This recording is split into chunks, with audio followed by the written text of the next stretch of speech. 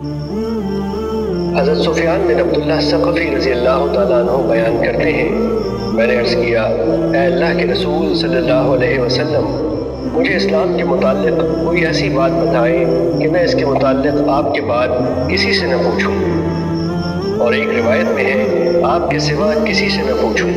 آپ صلی اللہ علیہ وسلم نے فرمایا، کہو میں اللہ پر ایمان لایا، پھر ثابت قدم ہو جاؤ۔ حضرت طلحہ بن عبید اللہ رضی اللہ تعالیٰ عنہ بیان کرتے ہیں، اہل نجد سے پریشان حال بکھرے بالوں والا ایک شخص رسول اللہ صلی اللہ علیہ وسلم کی خدمت میں حاضر ہوا۔ ہم اس کی آواز کی گنگناہٹ سن رہے تھے، لیکن ہم اس کی بات نہیں سمجھ رہے تھے، حتیٰ کہ وہ رسول اللہ صلی اللہ علیہ وسلم کے قریب ہوا اور وہ اسلام کے متعلق پوچھنے لگا، تو رسول اللہ صلی اللہ علیہ وسلم نے فرمایا، دن اور رات میں 5 نمازیں۔ اس نے عرض کیا، کیا ان کے علاوہ بھی کوئی چیز مجھ پر فرض ہے؟ آپ صلی اللہ علیہ وسلم نے فرمایا، نہیں، مگر یہ کہ تم نفل پڑھو۔ رسول اللہ صلی اللہ علیہ وسلم نے فرمایا، اور ماہ رمضان کے روزے؟ اس نے پوچھا، کیا اس کے علاوہ بھی مجھ پر کوئی چیز لازم ہے؟ آپ صلی اللہ علیہ وسلم نے فرمایا، نہیں، الا یہ کہ تم نفلی روزہ رکھو۔ راوی بیان کرتے ہیں، رسول اللہ صلی اللہ علیہ وسلم نے اسے زکوٰۃ کے متعلق بتایا تو اس نے کہا، کیا اس کے علاوہ مجھ پر کوئی چیز فرض ہے؟ تو آپ صلی اللہ علیہ وسلم نے فرمایا، نہیں، الا یہ کہ تم نفلی صدقہ کرو۔ راوی بیان کرتے ہیں، وہ آدمی یہ کہتے ہوئے واپس چلا گیا، اللہ کی قسم میں اس میں کسی قسم کی کمی بیشی نہیں کروں گا۔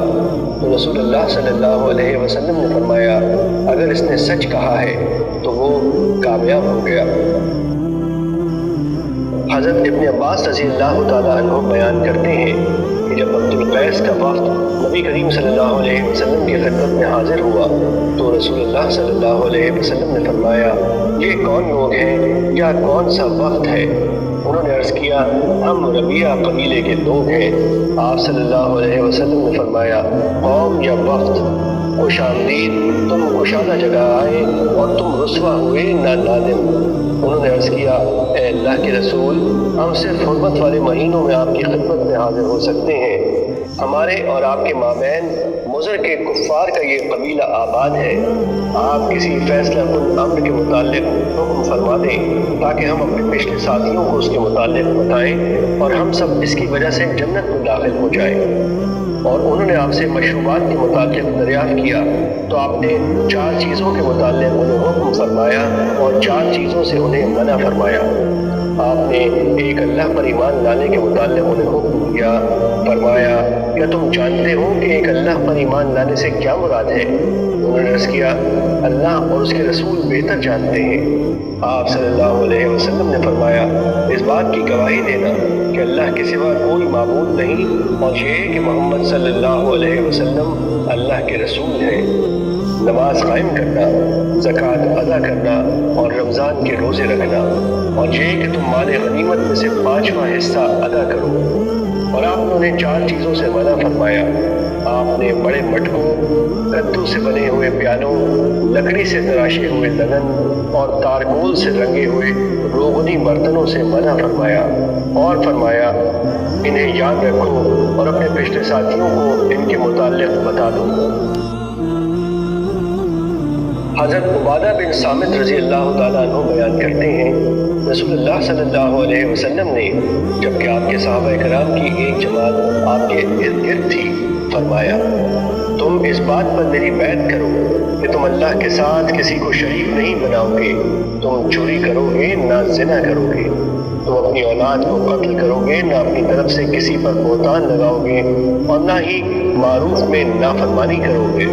بس تم میں سے جو شخص یہ عہد وفا کرے گا تو اس کا اجر اللہ کے ذمے ہے، اور جس نے ان میں سے کسی چیز کا ارتکاب کیا اور اسے دنیا میں اس کی سزا مل گئی تو اس کے لیے کفارہ ہے، اور جس نے ان میں سے کسی چیز کا ارتکاب کیا پھر اللہ نے اس کی پردہ پوشی فرمائی تو اس کا معاملہ اللہ کے سپرد ہے، اگر وہ چاہے تو اس سے درگزر فرمائے اور اگر چاہے تو اسے سزا دے۔ بس ہم نے اس پر آپ کی بیعت کر دی۔ حضرت ابو سعید خدری رضی اللہ تعالیٰ عنہ بیان کرتے ہیں، رسول اللہ صلی اللہ علیہ وسلم عید الاضحیٰ یا عید الفطر کے موقع پر عیدگاہ کی طرف تشریف لائے تو آپ خواتین کے پاس سے گزرے تو فرمایا، خواتین کی جماعت صدقہ کرو کیونکہ میں نے جہنم میں تمہاری اکثریت دیکھی ہے۔ انہوں نے عرض کیا، اللہ کے رسول کس وجہ سے؟ آپ صلی اللہ علیہ وسلم نے فرمایا، تم لعن طعن زیادہ کرتی ہو اور خاوند کی ناشکری کرتی ہو۔ میں نے تم سے زیادہ کسی کو دین اور عقل میں نقص رکھنے کے باوجود پختہ رائے مرد کی عقل کو لے جانے والا نہیں پایا۔ انہوں نے عرض کیا، اللہ کے رسول، ہمارے دین اور ہماری عقل کا کیا نقصان ہے؟ آپ صلی اللہ علیہ وسلم نے فرمایا، کیا عورت کی گواہی مرد کی گواہی سے نصف نہیں؟ انہوں نے کہا، جی ہاں، کیوں نہیں؟ آپ صلی اللہ علیہ وسلم نے فرمایا، یہ اس کی عقل کا نقص ہے۔ آپ صلی اللہ علیہ وسلم نے فرمایا، کیا جب اسے حیض آتا ہے تو اس وقت وہ نماز اور روزہ ترک نہیں کرتی؟ انہوں نے عرض کیا، کیوں نہیں، ایسے ہی ہے۔ آپ صلی اللہ علیہ وسلم نے فرمایا، یہ اس کے دین کے نقص میں سے ہے۔